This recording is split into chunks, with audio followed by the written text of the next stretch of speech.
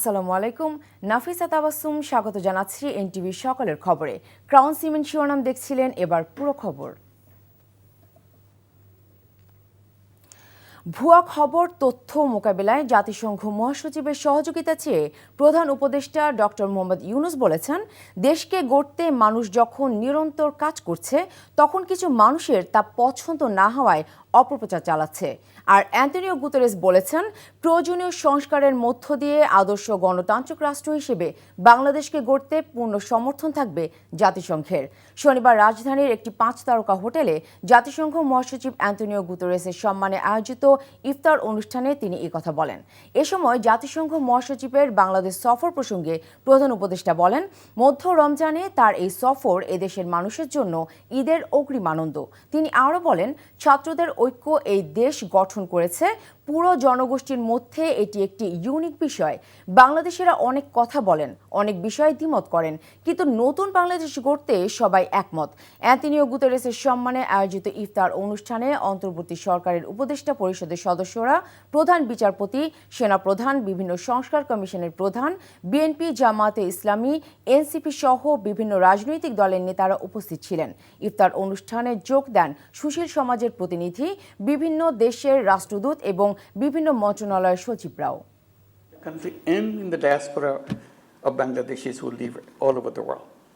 They're all excited for every word you utter. They are ready to do everything that's needed to be done for the country. And we need your blessing, we need your support, particularly on one thing, misinformation. That's what is killing us. People work so hard to make a dream come true, but some people don't like it. So all we are saying, protect us from misinformation. Total solidarity with the efforts that Bangladesh is doing in order to introduce the reforms that will make it, I'm sure, one of the most perfect democracies in the world. And Bangladesh can count with the full support of the United Nations in your way to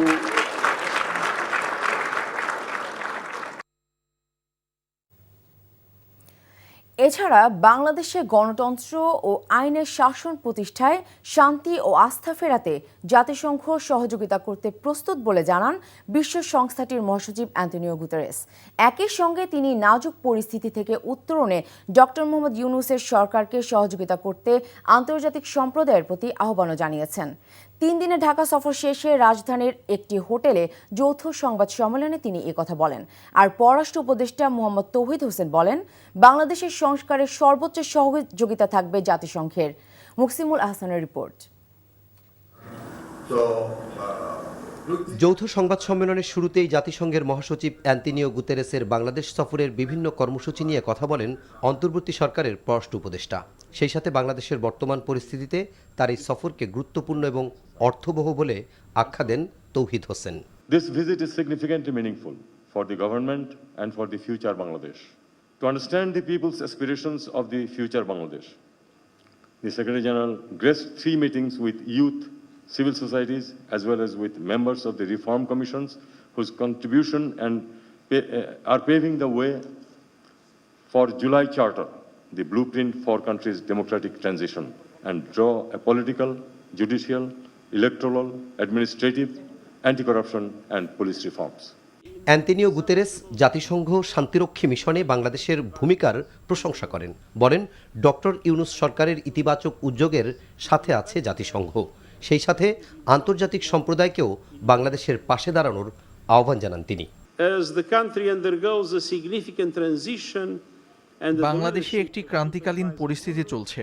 প্রধান উপদেষ্টা doctor ইউনূসের নেতৃত্বে গণতান্ত্রিক বাংলাদেশের প্রতি সবাইকে সমর্থন জানানো উচিত। আন্তর্জাতিক সম্প্রদায়ের উচিত তার নেতৃত্বে একটি পরিবর্তনশীল বাংলাদেশকে সমর্থন করা, একটি সমৃদ্ধ বাংলাদেশের জন্য। শরণার্থীদের অর্থনৈতিক এবং রাজনৈতিক সহায়তা অব্যাহত রাখতে আন্তর্জাতিক সম্প্রদায়ের প্রতি আহ্বান জানাবো।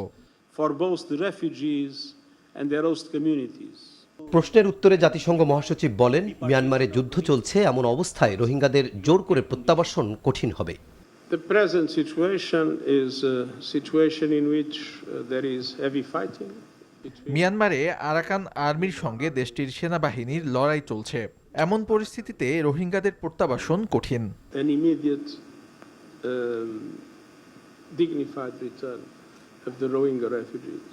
রোহিঙ্গাদের জন্য বাংলাদেশ এখনও যা করছে তা প্রশংসনীয় উল্লেখ করে তিনি বলেন, রোহিঙ্গা সংকট সমাধানে সর্বাত্মক সহায়তায় জাতিসংঘ প্রতিশ্রুতিবদ্ধ। Muksimul Ahsan, NTV news, Dhaka. জাতিসংঘ মহাসচিবের সাথে বৈঠক শেষে বিএনপি মহাসচিব মির্জা ফখরুল ইসলাম আলমগীর বলেছেন, এই মুহূর্তে শুধুমাত্র নির্বাচন কেন্দ্রিক সংস্কার শেষ করে দ্রুত নির্বাচনের পক্ষে তার দল। জামাতে ইসলামীর নায়েবে আমির ডাক্তার সৈয়দ আব্দুল্লাহ মোহাম্মদ তাহের বলেছেন, জাতিসংঘ মহাসচিবের সাথে ঐক্য ও সুষ্ঠু নির্বাচন নিয়ে আলোচনা হয়েছে। আর জাতীয় নাগরিক পার্টির আহ্বায়ক নাহিদ ইসলাম বলেন, মৌলিক কিছু সংস্কার না হলে নির্বাচন কাজে আসবে না। ইফতেখার রেজার রিপোর্ট। বাংলাদেশ সফরের তৃতীয় দিনে জাতীয় ঐকমত্য কমিশন ও রাজনৈতিক দলগুলোর সাথে বৈঠক করেন জাতিসংঘ মহাসচিব আন্তোনিও গুতেরেস। বৈঠক শেষে একে একে গণমাধ্যমে কথা বলেন বিএনপি, জামায়াত, জাতীয় নাগরিক পার্টি সহ অন্যান্য রাজনৈতিক দলের নেতারা। মহাসচিব, আমরা তিনটি বিষয় নিয়ে কথা তুলেছি। বিএনপি মহাসচিব বলেন, সংস্কার ও নির্বাচনের টাইম ফ্রেম বাংলাদেশের অভ্যন্তরীণ বিষয়। তবে শুধু নির্বাচন কেন্দ্রিক সংস্কার শেষ করে দ্রুত নির্বাচন হওয়া উচিত বলে জাতিসংঘ মহাসচিবকে জানানো হয়েছে। সেই সংস্কারটা অবশ্যই করতে হবে, কিন্তু সেই সংস্কারটা যত দ্রুত করা যায়, আমরা যেটা বলেছি, আমরা মূলত যে নির্বাচন কেন্দ্রিক যে বিষয়গুলো আছে সেগুলো করে ফেলা এবং তার দ্রুত ইলেকশন করা এবং একটা পার্লামেন্টের মাধ্যমে বাকি বিষয়গুলোকে আপনার করতে হবে। এটা একটা চলমান প্রক্রিয়া। আর জামায়াতে ইসলামের নায়েবে আমির জানান, নির্বাচন, সংস্কার, জাতীয় ঐক্য ও জুলাই অভ্যুত্থানে গণহত্যার বিচার সহ নানা বিষয় তুলে ধরেছেন তারা। আমরা সংস্কারের ব্যাপারে কথা বলেছি, একটা ফেয়ার নির্বাচনের ব্যাপারে আমরা কথা বলেছি, টেকসই গণতন্ত্রের ব্যাপারে আমরা কথা বলেছি এবং জাতীয় ঐক্যের ব্যাপারে আমরা কথা বলেছি। জাতীয় নাগরিক পার্টির আহ্বায়ক বলেন, মৌলিক কিছু সংস্কার না করতে পারলে নির্বাচন কাজে আসবে না, আর গণপরিষদের মাধ্যমেই সংবিধান সংস্কার করতে হবে। যে নির্বাচনকে তো আমরা সংস্কারের একটা প্রক্রিয়া হিসেবে দেখি, সংস্কারের ধারাবাহিকতা হিসেবে দেখি। কোনো রকম সংস্কার ছাড়া নির্বাচন, সংস্কারবিহীন নির্বাচন তো কোনো কাজে দেবে না। এটা অন্য সকল রাজনৈতিক দলও এটার সাথে একমত পোষণ করে। এখানে মতপার্থক্যগুলো হচ্ছে কোন সংস্কারটা কখন হবে, ইলেকশনের আগে কখন হবে, কত পরে কতটুকু হবে, সেটা আমরা মনে করি যে জুলাই সনদের মধ্যেই আমরা সেটার বাস্তবায়ন হলে সেই যেই মতপার্থক্যগুলো সেগুলো কিন্তু কেটে যাবে এবং আমরা একটা ঐক্যমতে আসলে আসতে পারবো। এর আগে রাজধানীর গুলশানে ঢাকাস্থ জাতিসংঘ কার্যালয়ে আলোকচিত্র প্রদর্শনীর উদ্বোধন করেন Antonio Guterres. Iftekhar Reza, NTV news, Dhaka. Bangladesh প্রকৌশল বিশ্ববিদ্যালয় বুয়েটের ছাত্র আবরার ফাহাদ হত্যা মামলায় আসামিদের ডেথ রেফারেন্স, জেল আপিল ও আপিলের ওপর রায় ঘোষণা করা হবে আজ রোববার। বিচারপতি এ.কে.এম. আসাদুজ্জামান ও বিচারপতি সৈয়দ এনায়েত হোসেনের দ্বৈত বেঞ্চ রোববারের কার্যতালিকার 1 নম্বরে রাখা হয়েছে এই মামলাটি। গত 24শে ফেব্রুয়ারি মামলাটি শুনানি শেষ হলে রায়ের জন্য তা অপেক্ষমান রাখে আদালত। 2019 সালের 6 অক্টোবর বুয়েটের শেরেবাংলা হলে তৎকালীন সরকার সমর্থক ছাত্র সংগঠন ছাত্রলীগের নেতাকর্মীরা নির্মমভাবে নির্যাতন করে হত্যা করে তড়িৎ ও ইলেকট্রনিক্স প্রকৌশল বিভাগের 2য় বর্ষের ছাত্র আবরার ফাহাদকে। এই ঘটনায় আবরারের বাবা চকবাজার থানায় হত্যা মামলা করেন। একই বছরের 13ই নভেম্বর পুলিশ আদালতে অভিযোগপত্র দেয়। এরপর দীর্ঘ শুনানি শেষে 2021 সালের 8 ডিসেম্বর রায় দেয় ঢাকা দ্রুত বিচার ট্রাইব্যুনাল 1। রায়ে 20 জনকে মৃত্যুদণ্ড ও 5 জনকে যাবজ্জীবন কারাদণ্ড দেওয়া হয়। আসামিরা সবাই বুয়েট শাখা ছাত্রলীগের নেতাকর্মী। এই ঈদে জামা জুতো অ্যাক্সেসরিজের ডিসকাউন্ট।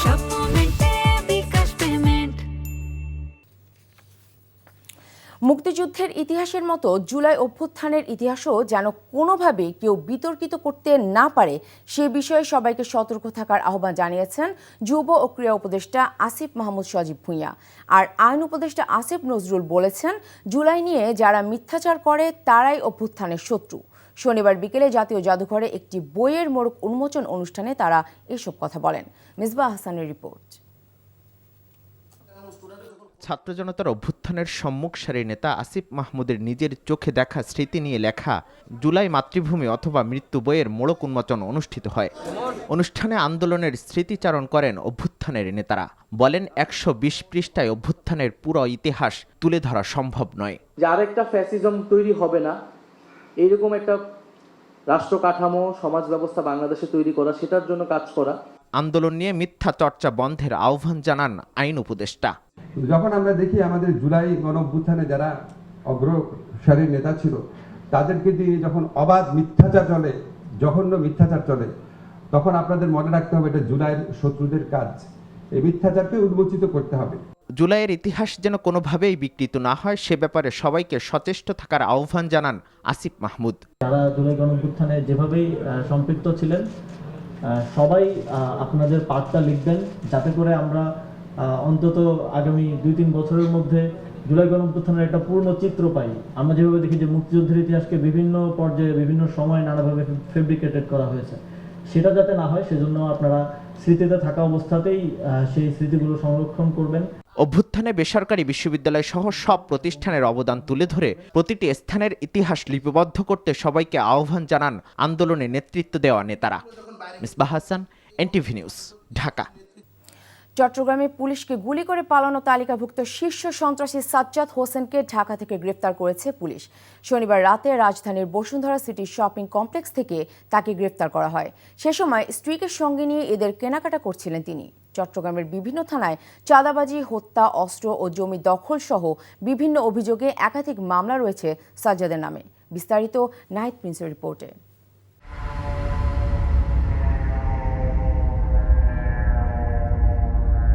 আর আমিরে বলে মোহাম্মদ সাজ্জাদ হোসেন ওরফে ছোট সাজ্জাদ, যার নামে চট্টগ্রাম থানায় রয়েছে হত্যা, জমি দখল, অস্ত্র ও চাঁদাবাজি সহ প্রায় 16টির মতো মামলা। 2024 সালের 4 ডিসেম্বর চট্টগ্রাম নগরীর অক্সিজেন এলাকায় সাজ্জাদকে ধরতে গেলে পুলিশের ওপর গুলি চালায় আলোচিত এই শীর্ষ সন্ত্রাসী।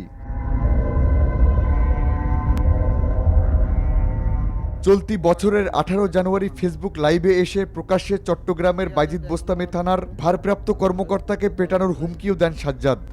আসো তো আর পের উদ্দেশ্যে ইয়ন হইতাম চাই তুই হওয়া যতক্ষণ সুস্থ থাকবে, যতক্ষণ আর ফুয়ার বিচার নো এতক্ষণ তুই যদি আইনের হারানো যদি ফাঁকি দিয়ে না বাইরে যাই তারস তাহলে তুই হাতুন বাঁচতিনি দেশের কুড়তালে তুন আনে আনে করে হইতাম তোর অক্সিজেনের মরণ মধ্যে।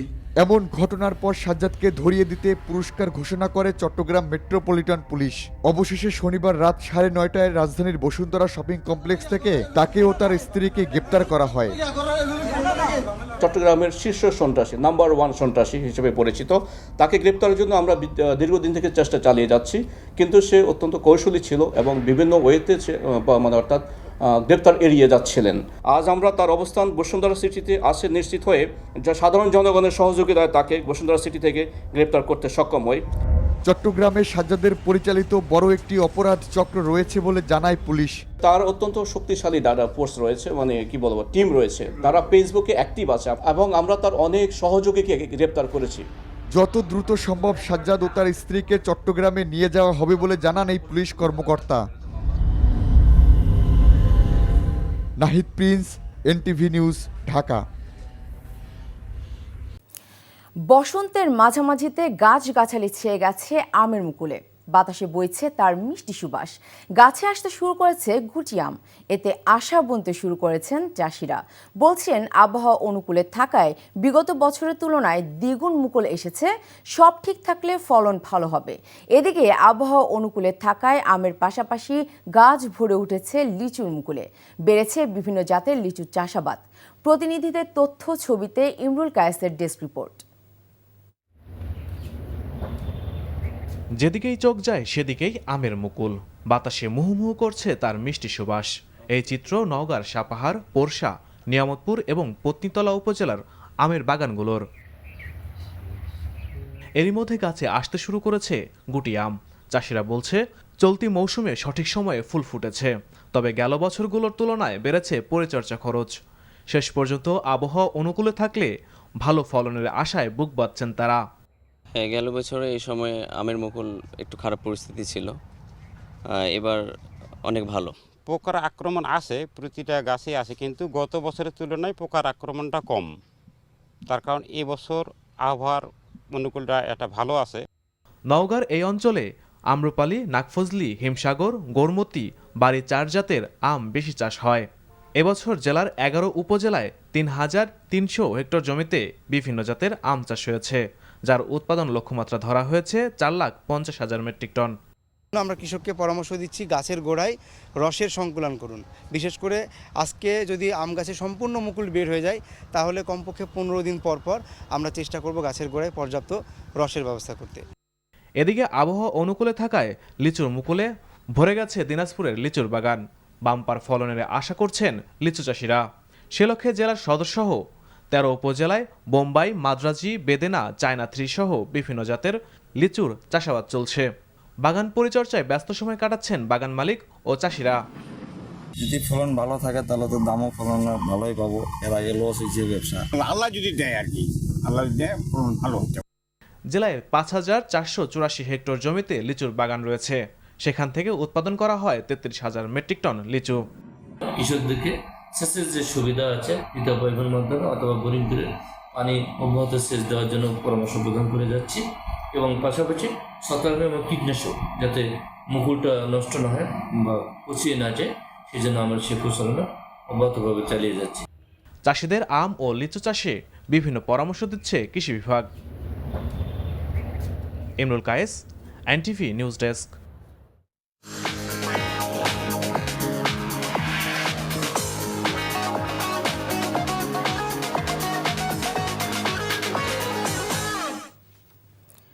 এবারে মার্কেলটাইন ব্যাংক অর্থনীতির খবর। এলডিসি উত্তরণের চ্যালেঞ্জ মোকাবেলায় বাংলাদেশকে এখন থেকেই সব ধরনের প্রস্তুতি নেওয়ার তাগিদ দিয়েছেন সিপিডির নির্বাহী পরিচালক ফাহমিদা খাতুন। এজন্য কর কাঠামো থেকে শুরু করে আমদানি, রপ্তানি ও বাণিজ্য নীতি ঢেলে সাজানোর পরামর্শ দিয়েছেন তিনি। সকালে রাজধানীর এফডিসিতে ডিবেট ফর ডেমোক্রেসি আয়োজিত এলডিসি গ্র্যাজুয়েশনের চ্যালেঞ্জ নিয়ে ছায়া সংসদ বিতর্ক প্রতিযোগিতায় এসব কথা বলেন তিনি। বলেন, বিগত সরকারের আমলে অর্থনৈতিক ক্ষেত্রে দেয়া তথ্য উপাত্তে অসঙ্গতি ছিল, রাজনৈতিক উদ্দেশ্যে এসব তথ্য ব্যবহার করা হয়েছে। বক্তারা বলেন, বিগত সরকারের আর্থিক খাতের অনিয়ম, দুর্নীতির কারণে আগামী বছর এলডিসি গ্র্যাজুয়েশনের চ্যালেঞ্জে পড়ার শঙ্কা রয়েছে। এজন্য একটি বিশেষজ্ঞ টিম গঠনের সুপারিশ করা হয়।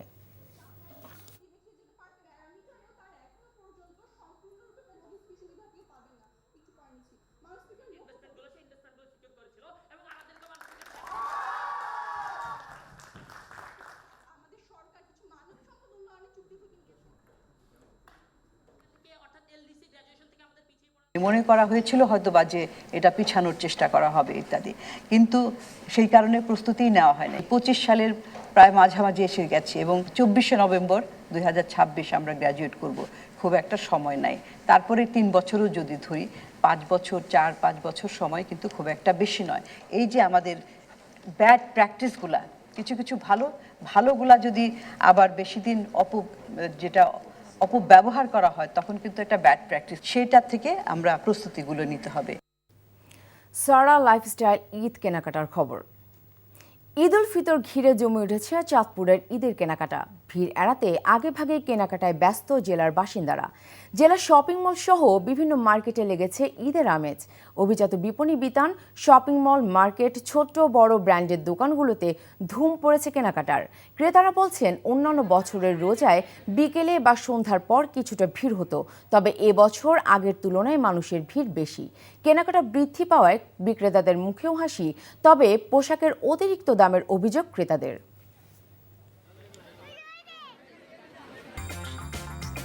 এই ছিল সকালের খবরে।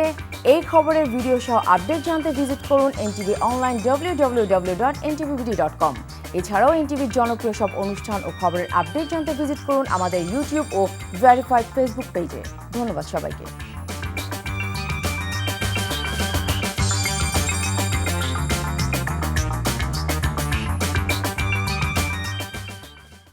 এই ঈদে জামা জুতো অ্যাক্সেসরিজের ডিসকাউন্ট।